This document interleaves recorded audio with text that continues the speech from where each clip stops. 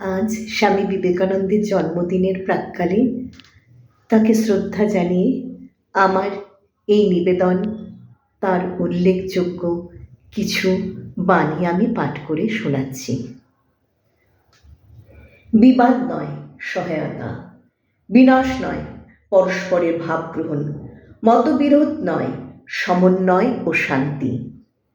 অনুকরণ দ্বারা পরের ভাব আপনার হয় না, অর্জন না করিলে কোনো বস্তুই নিজের হয় না। সিংহ চর্মে আচ্ছাদিত হলেই কি গর্ধব সিংহ হয়? যদি শাসন করতে চাও সকলের গোলাম হয়ে যাও। সর্বদা কর্ম করো, কিন্তু দাসের মতো কর্ম করিও না।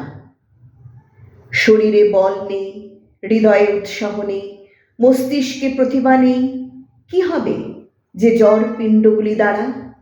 ঈশ্বর ফিশ্বর কিছুই আর নেই। জীবে প্রেম করে যেই জন, সেই জন সেবিছে ঈশ্বর।